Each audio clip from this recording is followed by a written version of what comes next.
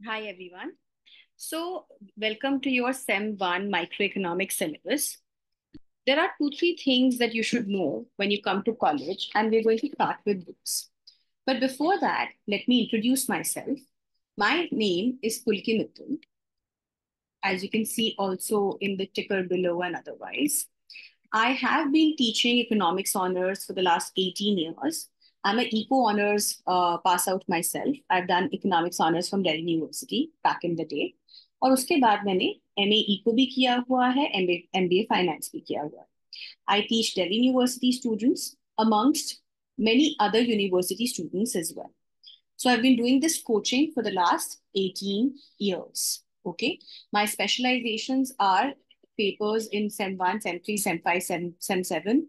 Actually, across all semesters is all micro, macro, public eco, behavioral eco, business cycles, and many, many more. International trade, open economy, and so on and so forth. So, ये वाला जो हमारा paper है, that is introductory microeconomics. Introductory microeconomics for STEM 1. So पहली बात तो बेटा, most of you come from a CBSE background. CBSE में काफी लोगों के पास इकोनॉमिक्स रही होगी. थोड़े से कुछ लोग ऐसे भी होंगे जिनके पास शायद 11th 12th में इकोनॉमिक्स नहीं थी, but they've chosen to take economics honors. Let me tell you, it doesn't make a difference. Not so much. The only thing is कि जिसके पास इकोनॉमिक्स नहीं थी 11th 12th में, उसको थोड़ी सी टर्मिनोलॉजी को याद करने में, रिटेन करने में शायद 5 मिनट ज्यादा लग जाएंगे, पर उतना ही है. दूसरी बात बेटा, अगर 11th 12th में समझो आपको एबीसी अगर सिखाई जाती, तो माइक्रो सेम 1 या फिर इकोनॉमिक्स ऑनर्स के अंदर आपको ऐसे लिखना सिखाया जाएगा. सो दैट इज द जर्नी जो आप लेते हो एक इकोनॉमिक्स ऑनर्स में. सो इट्स लाइक एक बच्चा जब एबीसी सीखता है और जो वो ऐसे लिखेगा, उसमें देखो डिफरेंस कितना है. पहले वो एबीसी सीखेगा, फिर एबीसी को वो मिला के उसको वर्ड्स बोलने सीखेगा, फिर उन वर्ड्स को वो सेंटेंस में लिखना शुरू करेगा, फिर उन सेंटेंसेस को ज्वाइन टुगेदर करके वो एक ऐसे लिख पाएगा. So you understand the steps. Similarly जो आपने 11th 12th में पढ़ा, वो एक एबीसी थी इको ऑनर्स की. और अब eco honours is all about writing an essay, which means कि इतना लेवल का फर्क है. तो इसीलिए अगर आपको शुरू में लगे कि this is not something that you had expected, आपको 11th 12th में पता नहीं था आपने क्या सोच के लिया था, लेकिन ये कुछ और निकला है, so don't get disheartened, don't get disappointed. It's a very very interesting paper. बहुत सारी चीजें हैं इसके अंदर, बहुत very very interesting, you know, not just paper, very very interesting course. आपको मजा आएगा करके. It will have its own challenges, but everything does. Right. माइक्रोसेम्बा, इससे क्या एक्सपेक्ट करें, क्या सिलेबस है? सबसे पहले तो हम बात करते हैं कि हमारे को ना अब हर एक सब्जेक्ट की रीडिंग खरीदनी पड़ेगी. रीडिंग से हमारा मतलब है कि जैसे सीबीएसई में आपके पास एक बुक होती थी ना, वो अब हमारे पास एक बुक नहीं है. सो इसका मतलब ये है कि अगर आपको let's suppose over the course 12 chapters करने हैं या 13 चैप्टर्स करने हैं, वो 13 के 13 चैप्टर्स बेटा एक बुक से नहीं होंगे. They are picked and chosen from different different places. किसी किसी सब्जेक्ट में ज्यादा नंबर ऑफ बुक्स होंगी, किसी किसी सब्जेक्ट में कम नंबर ऑफ बुक्स होंगी. बट आप एक एक सब्जेक्ट के लिए तीन तीन चार चार बुक्स तो ले नहीं सकते. और लाइब्रेरी पे कितना रिलाय करोगे कि जब भी आपको वो बुक चाहिए वो अवेलेबल हो. इसीलिए इकोनॉमिक्स ऑनर्स के अंदर एक कॉन्सेप्ट होता है रीडिंग्स का. ये रीडिंग्स एक फोटोकॉपीड बुक होती है, स्पाइरल बाउंड, जो कि आपको अपने स्कूल के कॉलेज के फोटोकॉपियर से मिल जाएगी. और ये रीडिंग्स जो है, ये आपके लिए वो फोटोकॉपीड सेक्शंस ऑफ बुक्स है जो कि आपको उस पर्टिकुलर टॉपिक के लिए रेफर करना. सो फॉर एग्जाम्पल, हमारे पास इंट्रोडक्टरी माइक्रोसेम 1 के अंदर 4 यूनिट्स हैं. Unit 1 is introduction. In introduction I have Mankiw, Mankiw chapter 1 2 3, 1 2 3. ये मैनक्यू से है तीनों चैप्टर्स. तो आपके पास जो रीडिंग्स होंगी उनके अंदर आपके पास चैप्टर 1 2 3 की फोटो कॉपीज होंगी. ऐसे ही सभी यूनिट्स के अंदर दो दो चैप्टर्स हमें चाहिए होंगे, उनकी फोटो कॉपीज होंगी जिनको हम रीडिंग्स बोलते हैं. जब बेटा आप रीडिंग्स खरीदो तो प्लीज चेक करना और पूछना उनसे ये लेटेस्ट है क्या. क्योंकि हमारी यूनिवर्सिटी जो है, you know, our economics honours society, they keep on changing the readings very often. Since they keep on changing the readings very often, then what happens is that sometimes you end up buying an old reading. तो अगर आपको लगे कि आपको summers में पढ़ना है before your semester opens and everything, it's not a good idea, simply because then you will end up studying a syllabus which is old. आपके पास जब तक नई रीडिंग्स, नया सेमेस्टर नहीं आता है, तब तक आप इस चीज को शुरू कर ही नहीं सकते हो. So you have to wait for the new semester to start. तो अभी जो हम रीडिंग्स ऑफर कर रहे हैं, जो हम पढ़ रहे हैं, ये लेटेस्ट रीडिंग है, और ये रीडिंग आपकी 15 मई 2024 को ही रिलीज हुई. सो ये वाला syllabus is of the 15 May वाला reading of this particular year. Okay.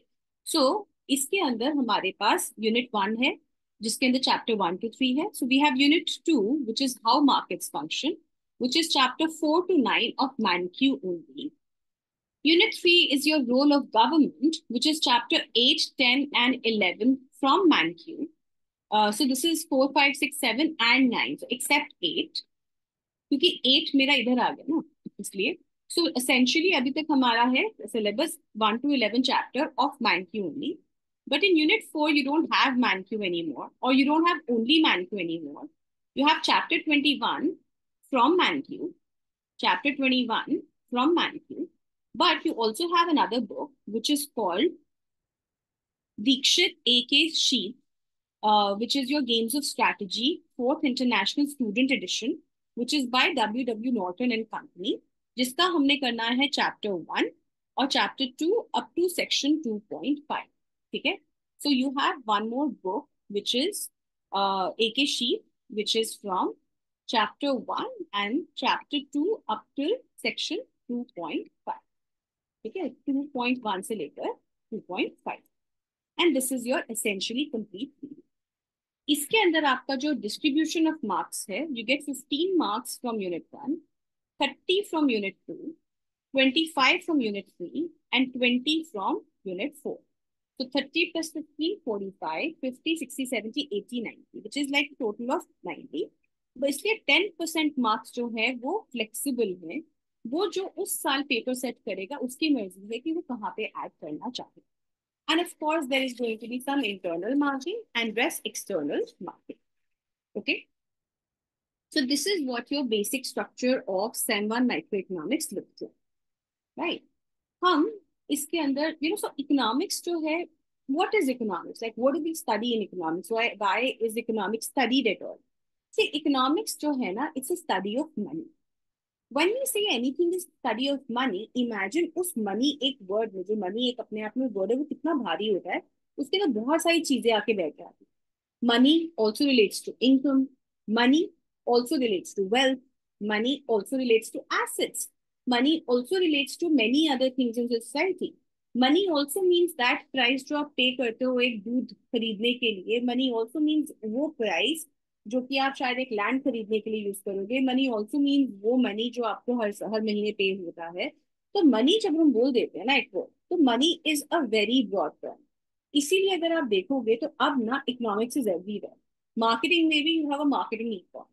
What ever helps me increase my revenue, जो भी मुझे किसी चीज में हेल्प करता है, जहां से मेरी प्रॉफिटेबिलिटी बढ़ती है, रेवेन्यू बढ़ता है, उसको हम इकोनॉमिक्स बोलते हैं. तो मार्केटिंग या advertising is also tool to increase my revenue, to increase my profit. इसीलिए marketing econ is also there. There is a financial eco, which means जब मैं इन्वेस्टमेंट करती हूँ पर्सनली या फर्म इन्वेस्टमेंट करता है, टू फिगर आउट कि उसको स्टॉक में करना है, उसको कहीं और करना है, कहाँ पे इन्वेस्टमेंट करना है, वो इन्वेस्टमेंट स्टडी करना कि what is the best place to put an investment, what is the best return I can get from my money, वो financial economics हो गई. So इसीलिए economics now is everywhere. Okay, and you have many branches of eco, including behavior. अगर किसी ने price बढ़ाया, उस price बढ़ाने की वजह से किसी और ने कैसे बिहेव किया, बिहेवियर इको. अगर मुझे अपना माल ज्यादा बेचना है तो मुझे उसको कहाँ पे प्लेस करना चाहिए पूरे स्टोर में, what is the placement I need to make. Behaviour eco, because उसके ऊपर डिपेंड करेगा कि जो कंज्यूमर है वो मेरे साथ कैसे इंटरेक्ट करके मेरे साथ कैसे बिहेव करे. So eco is everywhere, but economics follows its own language, और हम इस फर्स्ट सेमेस्टर में वो लैंग्वेज स्टडी करते हैं. तो इसके लिए let's start with very basics. What is a market economy? Market economy क्या होगी? ओके, मार्केट इकोनॉमी क्या होती है? मार्केट इकोनॉमी से हमारा मतलब है एक इकोनॉमिक सिस्टम। यू नो, हम हर एक वर्ड को थोड़ा सा अभी ना शुरू शुरू में डिस्कस करेंगे। Economic system, what is an economic system? कोई कंट्री, लेट्स से अगर हम बोलें कि India has an economic system versus China has an economic system, every country has an economic system. Economic systems का से हमारा मतलब होता है कि वो कंट्री का आउटलुक कैसा है, उस कंट्री में कितना गवर्नमेंट इंटरवेंशन होता है, कितना मार्केट अपने आप फंक्शन करती है and stuff like that. So अभी हम इतना ज्यादा डिटेल में नहीं जाएंगे because it's too new, but economic system is essentially a system in place with which economics function, which the economics of a country functions. अगर मेरी कंट्री का गवर्नमेंट बोलता है कि भाई जितने भी प्राइसेस आज एग्जिस्ट करते हैं, मिल्क का, फ्रूट का, एप्पल का, बनाना का, बीट का, राइस का, जितने भी प्राइस, टेलीविजन, फोन, लैपटॉप, हर एक चीज का प्राइस मैं डिसाइड करूंगी, गवर्नमेंट डिसाइड करूंगी। तो हम बोलेंगे गवर्नमेंट जो है setting prices for everything.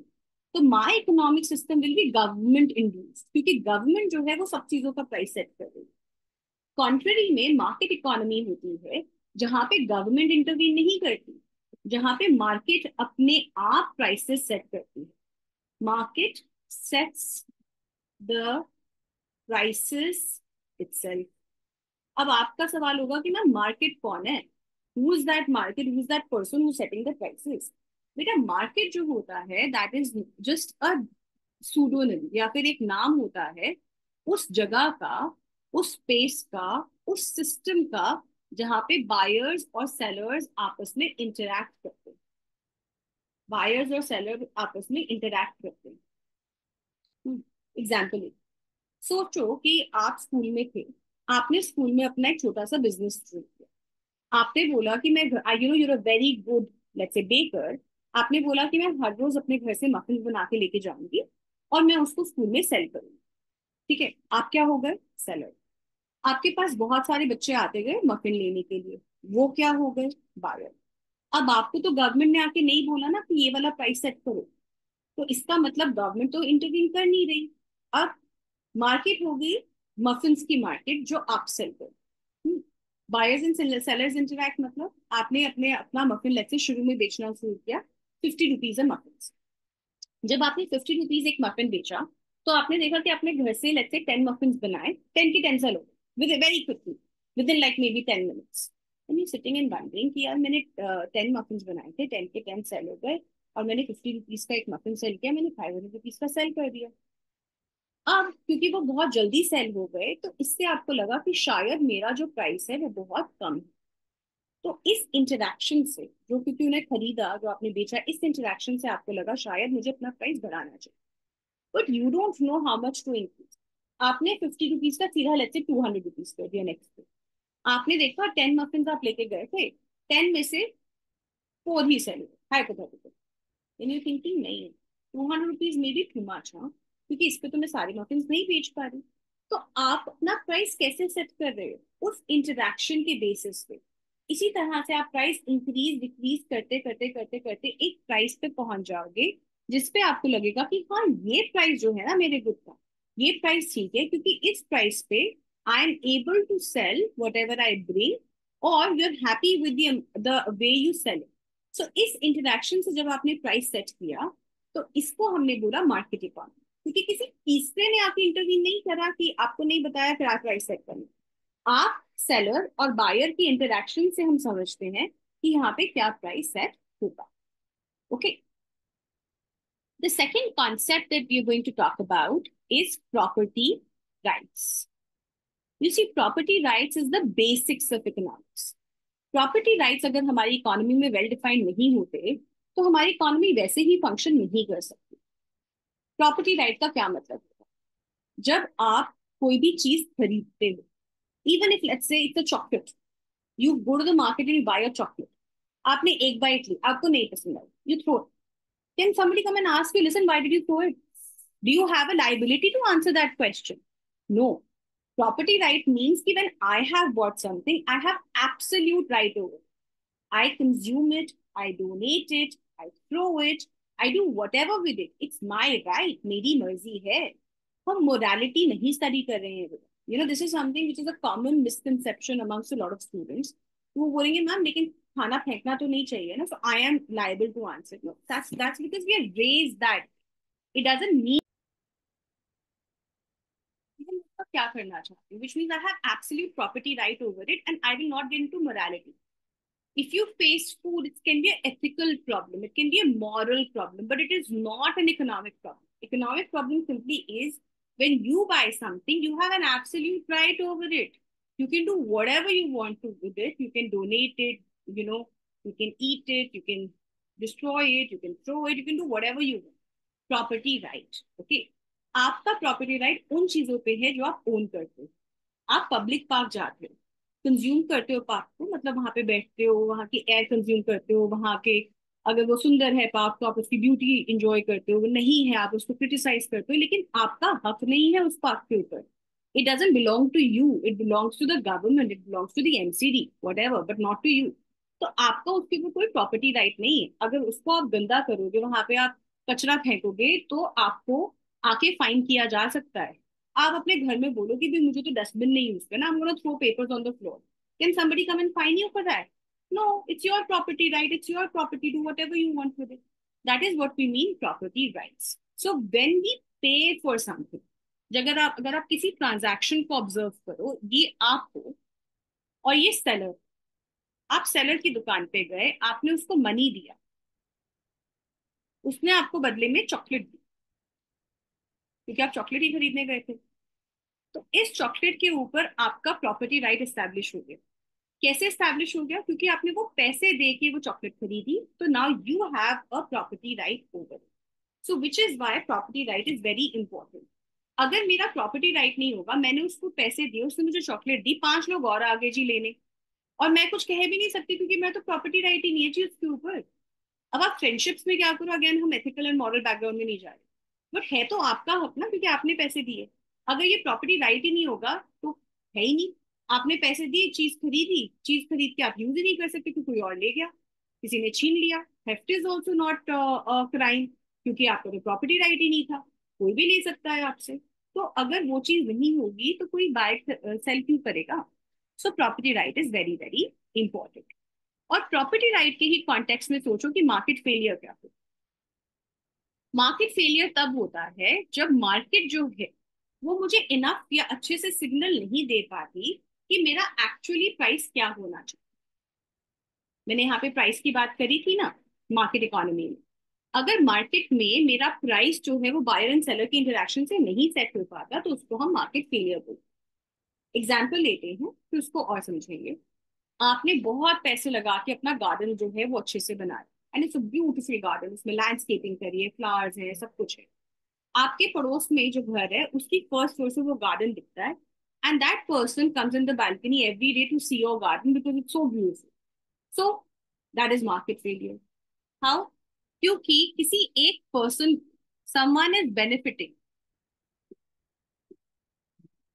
someone is benefiting, or someone is getting some utility without actually spending for it, without paying for it.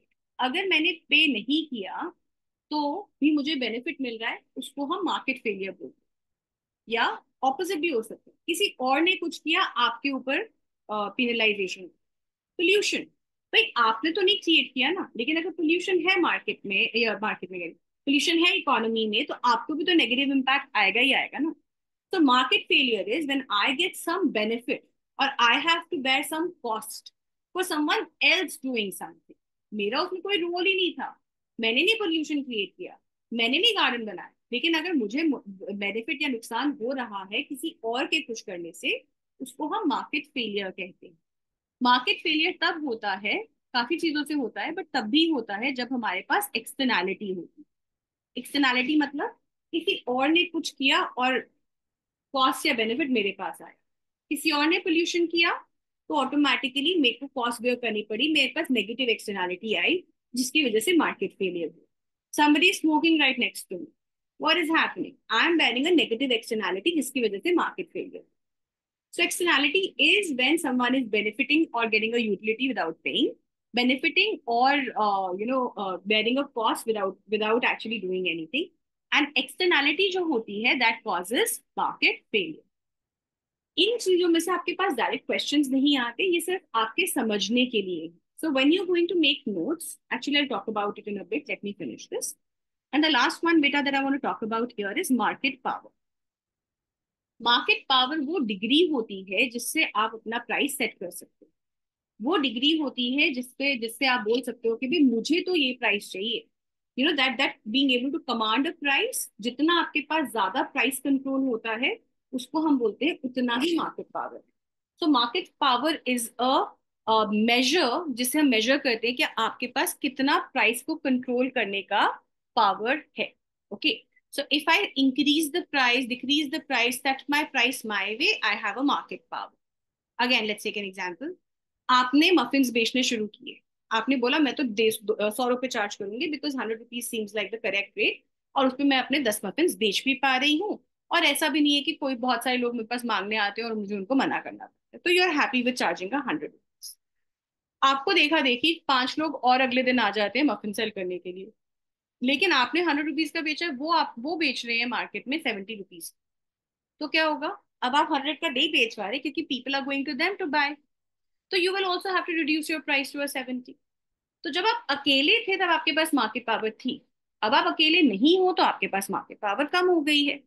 इसको हम बोलते हैं market power, your ability to be able to command the money that you want. Okay, so that is it that we are going to cover here. The other thing I want to talk about beta is how to make notes. Very important. अपने notes कैसे बनाओगे?